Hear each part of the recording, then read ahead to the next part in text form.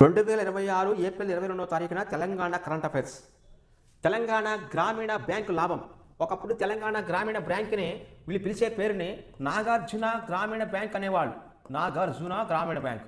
ఇది సహకార బ్యాంకుల్లో మనకి మొట్టమొదటిసారిగా ఖమ్మంలో ఏర్పాటు చేస్తారు దీన్ని. అప్పుడు ఉమ్మడి రాష్ట్రంలో భారతదేశంలోనే నాబార్డు ద్వారా ఏర్పాటు చేస్తారు. ఇది నాబార్డు బొమ్మ కూడా ఉండేది, అప్పుడు ప్రాజెక్ట్ అయ్యి కూడా ఉండేది. ఈ తెలంగాణ గ్రామీణ బ్యాంక్ని ఒకప్పుడు నాగార్జున గ్రామీణ బ్యాంక్ అనేవాళ్ళు అంటే నాబార్డు ఏర్పాటు చేసినప్పుడు 1283 కోట్ల లాభం వచ్చింది దానికి. తెలంగాణ గ్రామీణ బ్యాంకు 2025-26 ఆర్థిక సంవత్సరానికి, మనకి ఆర్థిక సంవత్సరం అంటే ఇక్కడ 2025 ఏప్రిల్ 1వ తారీఖు నుంచి 2026 మార్చి 31వ తారీఖు మధ్య ఉన్న కాలాన్ని 12 నెలల కాలాన్ని ఒక ఆర్థిక సంవత్సరంగా చెప్పుకుంటారు. ఇలా ఒక ఆర్థిక సంవత్సరానికి 12,084.84 కోట్ల నికర లాభాన్ని, అంటే వడ్డీకి ఇవ్వటం వల్ల కానీ వీళ్ళు లేదా ఎవరి దగ్గర తీసుకొని ఇంకోళ్ళకి అప్పు ఇవ్వడం వల్ల కానీ వచ్చినటువంటి లాభం 1284 కోట్లు. 2024-25 లాభం కంటే ఇది అధికం, 89% అధికంగా వచ్చింది. డిపాజిట్ల ద్వారాగా 7.58 వృద్ధితోని ఇది దాదాపు 34,000 కోట్లకు చేరగా, రుణాల విషయంలోని 12.11 పెరిగి 46,000 కోట్లు చేరాయి. మొత్తంగా బ్యాంకు వ్యాపారం 10% వృద్ధితోని 81,152 కోట్లు చేరింది. అంతకుముందు ఇంత లేదంటది. నికర వడ్డీ మార్జిన్ నిమ్ము 3.99 నుంచి 4.33% మెరుగుపడింది. రుణాలపై రాబడి 9.83% నమోదైంది. రుణ మంజూరు విధానాలు డిజిటల్ ఆవిష్కరణకు తోడయ్యాయంట. దీని ద్వారాగా ఇక ఈ bank chairman K Pratap Reddy వివరించిన ప్రకారము ఇలా అంటే తెలంగాణ గ్రామీణ బ్యాంక్ అనేది గతంలోని ఇప్పుడు ఉన్నటువంటి లాభం కంటే 89% లాభం వృద్ధి చెంది 120 అంటే దాదాపుగా 1,284 కోట్ల రూపాయలని నికర ఆదాయాన్ని సేకరించింది. ఇలా ఇది గ్రూప్ 2లో కానీ, గ్రూప్ 3లో కానీ, గ్రూప్ 1లో కానీ ఎకానమీ పేపర్లు అడుగుతుంటారు. జనరల్ స్టడీస్లో కూడా ఎకానమీ పేపర్ ఉంటుంది. నేటి నుంచి కృష్ణా ట్రిబ్యునల్ విచారణ. తెలుగు రాష్ట్రాల మధ్య కృష్ణా జలాల పునః పంపిణీ అంతకుముందు పంపిణీ చేసింది. అంటే మహారాష్ట్ర, కర్ణాటక, ఉమ్మడి ఆంధ్రప్రదేశ్ 3 రాష్ట్రాల మధ్య ఉన్నటువంటి కృష్ణా జలాల వివాదం వచ్చినప్పుడు ఒక ట్రిబ్యునల్ ఏర్పాటు చేస్తే ఆ ట్రిబ్యునల్ పేరు బ్రజేష్ కుమార్ ట్రిబ్యునల్. అంతకుముందు ఉంది ఇది. అయితే 2014వ సంవత్సరము జూన్ 2వ తారీఖున విడిపోయినటువంటి 2 ప్రాంతాలు ఉమ్మడి ఆంధ్రప్రదేశ్ నుంచి కొంతేమో తెలంగాణ, కొంతేమో ఆంధ్రప్రదేశ్గా మారిపోవడం వల్ల ఇది కృష్ణా నదికి ఎడమ వైపునేమో తెలంగాణ, కృష్ణా నదికి కుడి వైపున ఆంధ్రప్రదేశ్ ఉండటం వల్ల ఇది పారేటువంటి ప్రాంతం ఏమో రెండుకి మధ్యలో పోతా ఉంటుంది. ఆ పోయే క్రమంలోనే అప్పట్లోని నీటి యొక్క నికర జలాల వివాదం వచ్చినప్పుడు బ్రజేష్ కుమార్ ట్రిబ్యునల్ అప్పట్లో వేశారు. కాబట్టి 3 రాష్ట్రాలకు వేసినప్పుడు ఇప్పుడు అంతర్రాష్ట్ర వివాదం వచ్చింది. కాబట్టి తెలంగాణ మరియు ఆంధ్రప్రదేశ్ యొక్క వాదనలు బ్రజేష్ కుమార్ ట్రిబ్యునల్ ముందు విచారణ చేపట్టారు. దీనికోసం ఢిల్లీ వెళ్తున్నమాట. అయితే నేటి నుంచి కృష్ణా ట్రిబ్యునల్ విచారణ అది ఎవరికి అంత ఇవ్వాలనేది. స్త్రీ రూపంలో ఉన్న భైరవుడు వీరగల్లు స్మారక శిల్పం. కరీంనగర్ జిల్లా గంగాధర మండలంలో కోట్ల నరసింహులపల్లిలోని వీరభద్ర స్వామి ఆలయంలో 11వ శతాబ్దం నాటి యుద్ధవీరుల ప్రతిమలివి.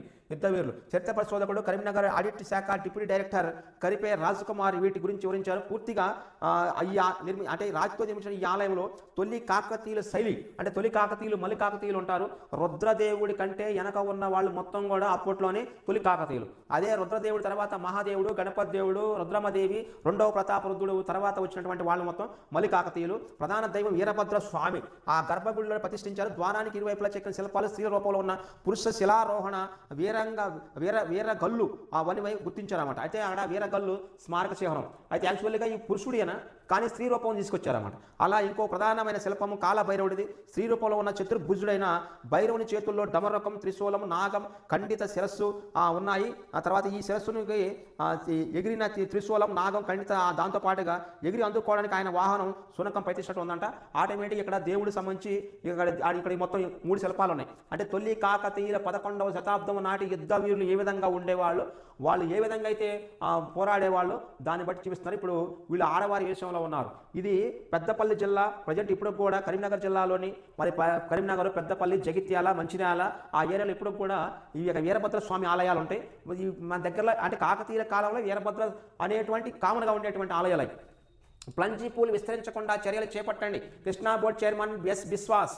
అదే శ్రీశైలం డ్యామ్ ముందున్న ప్లంజ్ పూలు గొయ్యి మరింత విస్తరించకుండా తగిన చర్యలు తీసుకోవాలని Krishna river management board S Biswas. ఇది గతంలో వచ్చింది క్వశ్చన్. అది Godavari river management board chairman ఎవరు, Krishna river management board chairman ఎవరు అని వస్తూ ఉంటుంది.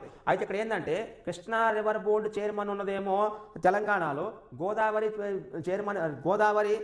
రివర్ మేనేజ్మెంట్ బోర్డు చైర్మన్ ఉంది అక్కడ ఆంధ్రాలో. అంటే యాక్చువల్గా కృష్ణా నది ప్రవహించేది ఎక్కువగా ఆంధ్రాలో, గోదావరి నది ప్రవహించేది ఎక్కువగా తెలంగాణలో. మరి ఈ బోర్డు చైర్మన్ అక్కడ, ఆ బోర్డు చైర్మన్ ఎక్కడ పెట్టారు వెళ్ళారు. అది ఎప్పుడు క్వశ్చన్లు వస్తూ ఉంటే ఆటోమేటిక్గా మనకు ఒకటే ఒక క్వశ్చన్ సింపుల్గా శ్రీశైలం డ్యాము దగ్గర నీరు ప్రవహించే క్రమంలోనే డ్యాము నుంచి బయటికి బాగా గొయ్యి పడదంట, ఆ గొయ్యి ఎక్కువ విస్తరించవద్దు, దాన్ని తగ్గించని అన్నారు. ఇప్పుడు శ్రీశైలం ఆనకట్ట వద్ద Krishna board chairman S Biswas గారు. అయితే ఇదే సమయంలోనే రెండు రాష్ట్రాల మధ్య అంతర్రాష్ట్ర నదీ జలాల వివాదం వచ్చినప్పుడు ఈ శ్రీశైలం నీటిని ఎవరు ఎంత ఎక్కువ వాడుకోవాలనే కాన్సెప్ట్ వచ్చినప్పుడు ఎడం వైపు ఉన్న తెలంగాణ, కుడివైపు ఉన్న ఆంధ్రప్రదేశ్ ఈ రెండు విషయంలో రెండు కాలాలు తోకుంటా ఉంటే దానికోసం ఏర్పాటు చేసిన ట్రిబ్యునల్ని బ్రజేష్ కుమార్ ట్రిబ్యునల్ అంటారు. ఈ బ్రజేష్ కుమార్ ట్రిబ్యునల్ మీద వాదన జరుగుతున్న ఢిల్లీలోని. నెక్స్ట్ ఉల్లి వేసినా కోసినా కన్నీరే, కష్ట నష్టాల ఊపిలోనే రైతులు కష్ట నష్టాలు వస్తున్నాయి. ఇప్పుడు ఉల్లి కోసే వాళ్ళకి కష్ట నష్టాలే, మరి దాన్ని పండించే వాళ్ళకి కష్ట నష్టాలే, కొనే వాళ్ళకు కష్ట నష్టాలు. ఉల్లి అంటేనే అంతే, కూలి కూడా గిట్టుబాటు కాని దైన్యం రోజు రోజుకు పతనమవుతున్న ధరలు. అయితే ఇక్కడ ఉమ్మడి మన భారతదేశంలోని యాక్చువల్గా అఖండ భారతదేశం నుంచి ఉల్లి సాగు వచ్చేటప్పటికల్లా అది కర్కట రేఖకి దగ్గరగా ఉన్న ప్రాంతాల్లో అంటే మహారాష్ట్ర, నాసిక్, మధ్యప్రదేశ్, ఛత్తీస్గఢ్, మరి కర్ణాటక, ఆంధ్రప్రదేశ్, మరి నీలగిరి ప్రాంతాలు పండిస్తూ ఉంటారు.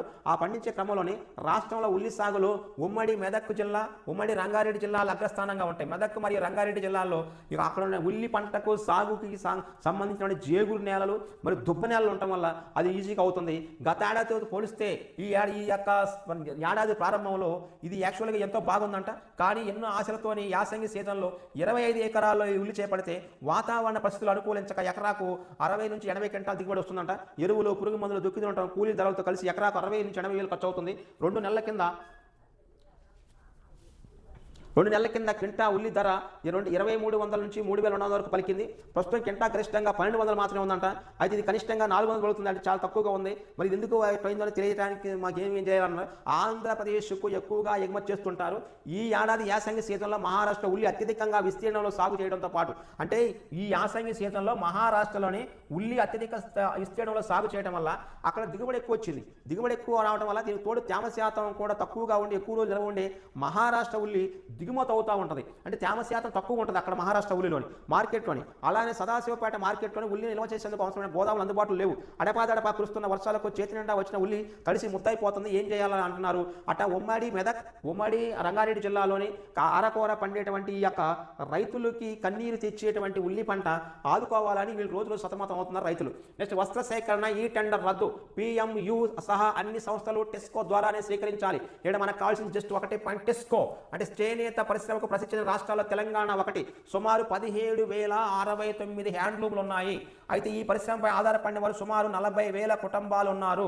అయితే మన దగ్గర 1.15 కోట్ల కుటుంబాలు తెల్ల రేషన్ కార్డు కలిగి ఉంటే దానిలో 40,000 కుటుంబాలు ఈ వృత్తి మీద బతుకుతున్నారు. రాష్ట్రంలో 336 సొసైటీలు ఉన్నాయంట ఈ యొక్క సహకార సంఘాలు. ఇలాంటి చేనేత పరిశ్రమను ప్రోత్సహించి నిలబెట్టాల ఉద్దేశంతో చేనేత కార్మికుల సామాజిక ఆర్థిక అభివృద్ధి లక్ష్యంగా ప్రభుత్వం 2024 జీవో నెంబర్ 1 తీసుకొచ్చి వాళ్ళు సాధికారత కల్పించిన ఆశయంగా ఉందంట. ఇందులోని అంశాలకు సంబంధించి ఏ వ్యాఖ్యానం చేసినా అది జీవో ఆశయాన్ని దెబ్బతీయడమే. నేత కార్మికుల అభ్యున్నతికి తీసుకొచ్చిన జీవో అంశాలను అధికారులు విస్మరించుకోవడం వీళ్ళే అని కనుడొచ్చింది. మొత్తం ఏంటంటే ఇక్కడ కావాల్సింది ఆ టెస్కో అనే పదం కావాలి. Telangana state handloom weavers cooperative society limited, TESCO. Telangana state TS, H అంటే handloom weavers cooperative society limited, TESCO. ఆ పదవి మన ఎగ్జామ్లో వస్తూ ఉంటుంది. ఇలా దాన్ని తీసుకొచ్చారు. యాక్చువల్ 2025-26 సంవత్సరానికి సంబంధించినటువంటి ఆ సవాళ్ళని మనకి ఇక్కడ చూపించడం. మనకి ఒకటే ఒక క్వశ్చన్, టెస్కో అంటే ఏమిటి?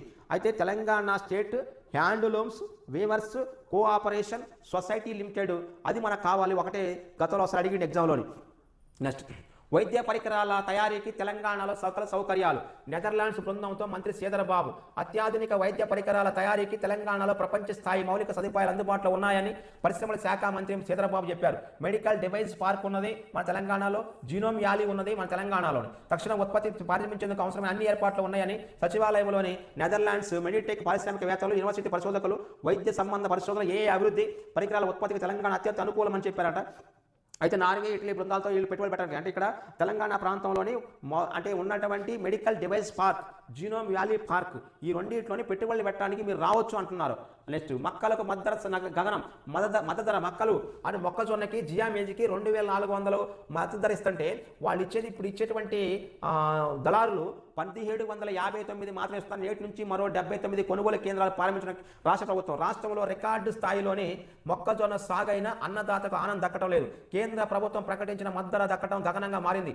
2,400 గాను వ్యాపారులు 1,700 మాత్రమే చెల్లిస్తున్నారు. కింటాకు 641 చొప్పున నష్టపోతున్న రాష్ట్ర రైతులు. ఈ రాష్ట్ర ప్రభుత్వం కొనుగోలు కేంద్రాలు పెంచి పెంచడం డిమాండ్ చేస్తున్నా కానీ రాష్ట్రంలో యాసంగి సీజన్లో రికార్డు స్థాయిలోనే 11,21,494 ఎకరాల్లో పంట సాగు కాగా ఎకరానికి సాగు దిగుబడి అనేది 26.57 క్వింటాల చొప్పున 29.79 లక్షల టన్నులు వచ్చిందని అంచనా. మార్చి 3వ వారం నుంచి మార్కెట్ యార్డులకు సరుకు వెల్లివేస్తూ ఉన్నది. దీంతో రద్దీ ఎక్కువ కావడం వల్ల అక్కడ దళారులందరూ మోపోయి మార్కెట్ మొత్తాన్ని పక్కన పడేసి వీళ్ళే కొనుగోలు చేసుకుంటున్నారు. ఇది ఎంతవరకు న్యాయం? మరి మాకు మద్దతు ధర 2,400 ఇవ్వండి అని రైతులు గొగ్గలు పెడుతున్నారు. అటు వరంగల్ యనమాముల మార్కెట్ యార్డ్లో మొక్కజొన్న నిల్వలు ఆసియా ఖండంలోనే అత్యంత ప్రసిద్ధి చెందినటువంటి మార్కెట్ యార్డ్ ఇది. మన ఆసియా ఖండంలోనే అంటే వరంగల్లోనే యనమాముల మార్కెట్ యార్డ్ అనేది ప్రపంచంలోనే ఒక ఆసియా ఖండంలోనే ప్రసిద్ధి చెందినటువంటిది. ఎక్కువగా అక్కడ ఉంటుంది. తూర్పు తీరంలో కార్గో టెర్మినల్ ఇది యాక్చువల్గా ఇది మన తెలంగాణ, కర్ణాటక, మహారాష్ట్ర ప్రాంతాలకు సేవలు అందిస్తుంది. ప్రకాశం జిల్లాలో రామాయపట్నం పోర్టు మోటుపల్లి కాకతీయుల కాలంలో మోటుపల్లి వాటర్ రేవు దగ్గరగా ఉన్నది. ప్రకాశం జిల్లా ఉలవపాడు మండలంలో రామాయపట్నంలో ఏర్పాటు చేస్తే అది మన విశాఖపట్నం నుంచి ఆంధ్రప్రదేశ్లో ఉన్నటువంటి విశాఖపట్నం వాటర్ రేవుకి, హైదరాబాద్కి, విశాఖపట్నం వాటర్ రేవుకి, మరి చెన్నై వాటర్ రేవుకి, విశాఖపట్నం వాటర్ రేవుకి మరియు బెంగళూరు వాటర్ రేవుకి, అదేవిధంగా విశాఖ మరియు చెన్నైతో పాటుగా హైదరాబాద్ మరియు చెన్నై వాటర్ మార్గంలో కూడా ఇది టెర్మినల్ ఏర్పాటు చేస్తున్నారు. ఈ ఏర్పాటు చేయడం వల్ల దాదాపుగా మన తెలంగాణ ప్రాంతానికి కూడా కొంత వెసులుబాటు కల్పిస్తూ ఉంటుంది.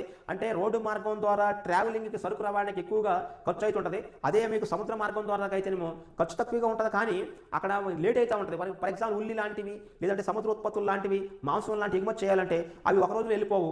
వెళ్ళిపోవడం కూడా నాణ్యత దెబ్బతింటుంది. అదే రైలు కార్గో అయితే, ప్రత్యేకంగా రైలు కార్గో సరుకు రవాణా అయితే ఒక రోజులోనే 24 అవర్స్లోని అవి దిగుమతి చేసుకునే అవకాశం ఉంటుంది. అదే కాన్సెప్ట్ తీసుకొచ్చారన్నమాట. అయితే ఇక్కడ కాళేశ్వరంపై మరో లేఖ ఎఫ్ఐఆర్ నమోదు చేయండి. సిబిఐకి పంపిన లేఖల్లో స్పష్టం చేసిన రాష్ట్ర ప్రభుత్వం దర్యాప్తు కోరిన 6 నెలలకు స్పందించిన కేంద్ర సంస్థ కాళేశ్వరం ప్రాజెక్టు నిర్మాణంలో అవకతవకలు, నిధుల దుర్వినియోగము పై సిబిఐని ఎఫ్ఐఆర్ నమోదు చేయాలని రాష్ట్ర ప్రభుత్వం కోరింది. మరి మీరేం చేయట్లేదు. ఈ మేరకు సిబిఐ డైరెక్టర్కు తాజాగా రాసిన లేఖలో ఈ అంశాన్ని ప్రస్తావించారంట. ఓకే, మొత్తం హైకోర్టు ఏంటంటే ఈ Delhi police special establishment act 1946 section 6 గురించి లేఖలో ప్రస్తావించింది. దానికంటే ప్రస్తావించే కంటే ముందు రాష్ట్రంలోని శాంతి భద్రతలను కాపాడేటువంటి విషయంలోని రాష్ట్ర ప్రభుత్వాన్ని పూర్తి బాధ్యత. నీటిపారుదలని అంటే నీరు పారుదల అనే విషయం కూడా మన భారతదేశంలోని రాజ్యాంగంలోని చేర్చినటువంటి విధానం ప్రకారము రాజ్యాంగంలో ఉన్నటువంటి ఆ మొత్తం ఆర్టికల్స్లల్లా కేంద్ర రాష్ట్ర ఉమ్మడి జాబితాలుగా విభజిస్తే ఆ ఉమ్మడి జాబితాలో కొన్ని అంశాలు ఉంటాయి, రాష్ట్ర జాబితాలో కొన్ని అంశాలు ఉంటాయి, కేంద్ర జాబితాలో కొన్ని అంశాలు ఉంటాయి. ఇప్పుడు రాష్ట్ర జాబితాలో పూర్తి స్థాయిలో ఉన్న అంశాల్లో శాంతి భద్రతలు, పోలీసింగ్ వ్యవస్థ మొత్తం రాష్ట్ర పరిధిలోదే. వీళ్ళకి తలుచుకుంటే అయిపోద్ది. నీటిపారుదల మొత్తం కూడా రాష్ట్ర ప్రభుత్వ పరిధిలోదే. వీళ్ళు తలుచుకుంటే అయిపోద్ది. మరి ఎందుకో వీళ్ళు లేఖ రాసమంటున్నారు. అదే Delhi special police establishment act 1946లోని సెక్షన్ 6 ప్రకారం రాష్ట్ర ప్రభుత్వాలు తమ పరిధిలో ఏదైనా అంశంపై సిబిఐ దర్యాప్తును కోరితే తప్పనిసరిగా ఈ సెక్షన్ ప్రకారం నోటిఫికేషన్ జారీ చేయాల్సి ఉంటుంది. రాష్ట్రం దానికి అనుగుణంగా నోటిఫికేషన్ జారీ చేయగా ఈ నోటిఫికేషన్ తప్పనిసరిగా సింగిల్ విండో విధానంలో భారత ప్రభుత్వ సిబ్బంది శిక్షణ శాఖ పంపాలని సిబిఐ స్పష్టం చేసింది. ఈ నేపథ్యంలోనే డిఓపిటి జారీ చేసిన సింగిల్ విండో విధానం ప్రకారం పూరించిన చెక్ లిస్టును జత చేస్తున్నట్లు తాజా లేఖలో రాష్ట్రం పేర్కొందంట. మొత్తం మీద వీళ్ళు వదిలేట్లేదు. అంటే వీళ్ళకి యాక్చువల్గా దీని మీద స్పష్టమైన అవగాహన లేదు. స్పష్టమైన అవగాహన లేకపోవడం, ఈ యాక్ట్ చదవకపోవడం, వీళ్ళకి ఏమి ఏ యొక్క లిస్టులో ఏముందో తెలియకపోవడం, ఏదో జనం ఓట్లు వేసారు గెలిచారు. ఈ నిరుద్యోగులకు కూడా తెలంగాణ ప్రాంతంలోని తెలివి లేదు. తెలివి లేని వాళ్ళే తెలంగాణ నిరుద్యోగులు. ఈ ఎవరిని ఎంచుకోవాలి లేదు. అరే నేను బాగు యాత్ర బాబు అంటే వాడు ఓటేయరు, నేను మిమ్మల్ని ముంచుతున్నాడు ఓటేస్తుంటారు. ఎవడు ఏంటో తెలుసుకోకుండా ఓటేశారు. ఇప్పుడు ఏం బాధపడుతున్నారు, మీ ఇష్టం. అది కాదు, అది సెక్షన్ 5(6) అనేది అది మీరు నిర్ణయించుకోవాల్సిందే. ఈ తెలంగాణ ప్రాంతానికి చెందినటువంటి అంశాలు. రైతుల ఖాతాల్లో 2వ విడత రైతు భరోసా. తెలంగాణలో రైతు భరోసా 2వ విడత కింద మంగళవారం 45,11,947 మంది రైతు ఖాతాల్లోని 22,260 కోట్లు 22,206 కోట్లు 22,000 కాదు, మళ్ళీ ఎక్కువైతే 46 లక్షల మంది రైతులకి 2,206 కోట్లని కేటాయించారు. గత నెల 23న సిద్దిపేట జిల్లా నర్మేటలో జరిగిన సభలోని సీఎం రేవంత్ రెడ్డి చేతుల మీదుగా మొదటి విడతలోని ఎకరం వరకు భూమి ఉన్న 68,89,955 మంది రైతులకి దాదాపుగా ఇచ్చినటువంటి ఆ అమౌంట్ విషయంలోని చాలించిన 1,10,100,000 10,000 లక్ష 10 లక్షల కోటి 10 కోట్లు చాలించినట్టు 344 కోట్లు 300 ఒకట్లో 10, 100, 1000, 10,000 లక్ష 10 లక్షలు కోటి 10 లక్షలు అంటే చాలా వరకు ఇచ్చండి. 3,446 కోట్ల రూపాయలు 3,000 అంటే 34,100 అనుకోవచ్చు. 3,400 కోట్లు విడుదల చేశారా ఫస్ట్ విడతలోని. మరి సెకండ్ విడత చాలా తక్కువ వచ్చింది ఏంటిది చూడాలి. అంటే రైతుల సంఖ్య ఒకటి ఎకరం కంటే తక్కువ ఉన్నోళ్ళు చాలా ఎక్కువ మంది ఉన్నారు. రైతుల సంఖ్య 1 ఎకరం కంటే ఎక్కువ ఉన్నోళ్ళు ఎక్కువ మంది ఉన్నారు. 2వ విడతలో ఎక్కువ ఉన్నారు. అంటే ఇక్కడ తాజాగా సోమవారం జయశంకర్ భూపాలపల్లి నస్తూరిపల్లిలో సీఎం రెండో విడతలోనే 2 ఎకరాల వరకు, అంటే 2 ఎకరాల వరకు కంటే ఎకరం ఉన్నోళ్ళే ఎక్కువ ఉన్నారు. దీన్ని బట్టి చూస్తే మాట నిధులు విడుదల చేశారు. గత 2 విడతల్లో కలిపి ఇప్పటి వరకు రైతు భరోసా కింద కేవలం ఇక 5,000 ఇక్కడ తప్పించింది దీని మొత్తం ఈ లెక్క. దాని అంటే 5,653 కోట్లు మాత్రమే ఇచ్చారు. మనం ఇక్కడ చాలా ఇది ఎక్కువ ఇచ్చింది నెంబర్ ఇది. ఇప్పుడు యాక్చువల్గా 2,206 కోట్లు మొన్న 2 ఎకరాల వాళ్ళకి ఇచ్చారు. అంతగా మిగిలిందే కదా ఇది ఆటోమేటిక్గా మొత్తం కలిపిది. అంటే ఎకరం లోపు వాళ్ళకి 2 ఎకరాల లోపు వాళ్ళకి మాత్రమే ఇచ్చారు, మిగతా వాళ్ళకి ఇవ్వలేదు అనమాట. దాదాపు 71.06 లక్షల మంది రైతులకి ఇప్పుడు ఎకరం 2 ఎకరాలు ఉన్న వాళ్ళే 71.06 లక్షల మంది రైతులు ఉన్నారు కదా, కోటి దగ్గరకు ఉన్నారు రైతులు తక్కువ ఉన్నోళ్ళే. అంటే రైతు భరోసాలో ఇప్పటి వరకు నల్గొండ జిల్లా టాప్గా ఉందంట, 5 లక్షల మంది అక్కడి నుంచే ఉన్నారు. తర్వాత నల్గొండ జిల్లా, తర్వాత ఖమ్మం జిల్లా ఉంది ఇప్పుడు వరకు ఉన్న వాటిలోని. ఖమ్మం జిల్లా సంగారెడ్డి, తర్వాత సిద్దిపేట, సూర్యాపేట టాప్లలో. నల్గొండ 1, ఖమ్మం 2, సంగా 3, సిద్ది 4, సూర్య 5, మొత్తం 5 మంది. అంటే ఈ 5 జిల్లాలోనే ఎక్కువగా నల్గొండ, ఖమ్మం, సంగారెడ్డి, సిద్దిపేట, సూర్యాపేట జిల్లాలోని ఎక్కువ మంది ఈ రైతులు లబ్ధి పొందారనే దీని సారాంశం. 2వ విడత అది. నిరుద్యోగ వయసు 45 ఏళ్ళుగా పునరుద్ధరించాలని వినతాయి. సరిపోయిందా? అట్టే ఉండాలి నిరుద్యోగులకి. అరే బాబు మంచిగా నేను పని చేస్తా ఓటేయండి అంటే ఎవడు ఓటేయడు. అదే అటు ఇటు గానం తీసుకొచ్చి ఓటేస్తారు, చెర చేసుకుంటారు. మీరు చదువుకున్న నిరుద్యోగులు చదువు లేని వాడిని ఎంచుకుంటే ఇంతే ఉంటుంది. వాళ్ళు చెప్పే మాటలు మీరు వినే మాటలు బాగా అంటనే ఉంటాయి. అట్టే ఉండాలి. 46 కాదు ఇంకా 16 చేయాలి, అప్పుడు సరిపోద్ది వీళ్ళకి. రాష్ట్రంలోని ప్రభుత్వ ఉద్యోగాలకు పోటీ పడే నిరుద్యోగుల వయో పరిమితిని 46గా నిర్ణయించే జీవోను పునరుద్ధరించాలని రాష్ట్ర నిరుద్యోగ ఐకాస సేదర్ రెడ్డి నీకు తెలియలేదా? డిఈడి బిఈడి సంఘం ప్రధాన కార్యదర్శి దుర్గం హరీష్ ప్రభుత్వానికి విన్నవించారు. మంగళవారం సచివాలయంలోని బిఈడి జిఏడి కార్యదర్శి మహేష్ దత్తు ఎక్కాను కలిశారు. ఎందుకు కలిసినాయా? ఏం పని లేదా సేదర్ రెడ్డి? నీకు తెలియలేదు, పాడలేదు. ఆయన ఓట్లు వేసేటప్పుడే ఏం తెలియదు. ఎవరైతే దుర్గం హరీష్ నీకు తెలియలేదు. ఎవరు ఏం చేస్తారో అర్థం కాదు. మీరు సంఘాలు మీరు సంఘాల కోసం వీళ్ళంతా బ్యాచ్. మరి 46 ఏళ్ళు అనేది మీరు ముందే చెప్పాలి. ఇది యాక్చువల్గా ఫిబ్రవరి మాసంలో 2026 ఫిబ్రవరి 8వ తారీఖునే ఈ జీవో అయిపోయింది. మరి అప్పుడు నుంచి చేశారు ఫిబ్రవరి, మార్చి, ఏప్రిల్ కూడా అయిపోవడానికి వస్తుంది. ఏం లేదు, సందాల బ్యాచీలు మొత్తం మీద ఏదో పదవులు ఎత్తి తీసుకోవడానికి ఆటికి పోతారు. వీళ్ళు కూడా నిరుద్యోగులు కూడా ఏళ్ళు నమ్ముతారు, మంచి నమ్మరు. ఓకే. నెక్స్ట్, తెలంగాణ పర్యాటకానికి గుర్తింపు గర్వకారణం జూపల్లి. అది నీతి ఆయోగ్ తాజాగా విడుదల చేసిన దివ్య భారత్ పర్యాటక నివేదికలో తెలంగాణకు విశిష్ట గుర్తింపు లభించడంపై రాష్ట్ర పర్యాటక శాఖ మంత్రి జూపల్లి హర్షం వ్యక్తం చేశారు. రాష్ట్రంలోని వైవిధ్యభరితమైన పర్యాటక సామర్థ్యానికి ఇది ఒక సూచిక అంటున్నారు. అయితే నీతి ఆయోగ్ ఈ సంవత్సరం నుంచి మన భారతదేశంలో ఉన్నటువంటి పర్యాటక ప్రాంతాలను ఆయా రాష్ట్రాలు, జిల్లాలు, ప్రాంతాల వారీగా ఒక లిస్టు ప్రకటిస్తూ ఉంది. దాన్ని దివ్య భారత్ అని అంటారు. దివ్య భారత్ లిస్టులోని మన దగ్గర చాలా వరకు చేర్చారు. ఇక మొత్తం ఈ కామన్గా ఏదో చెప్పినాయి. ఇలా దివ్య భారత్ అనేటువంటి లిస్ట్ ఉంది. దానిలో వచ్చిన మొత్తం నీతి ఆయోగ్ నివేదిక ప్రకారం వాళ్ళ వివరిస్తూ ఉంటాం. ఇది తెలంగాణ అంశాలకు సంబంధించినవి. తెలంగాణలోని తాజాగా వచ్చినటువంటి న్యూస్. వీటిని ఎక్కువ మంది షేర్ చేయండి, ఫాలో చేయండి, ఎక్కువ మందికి వస్తుంటాయి.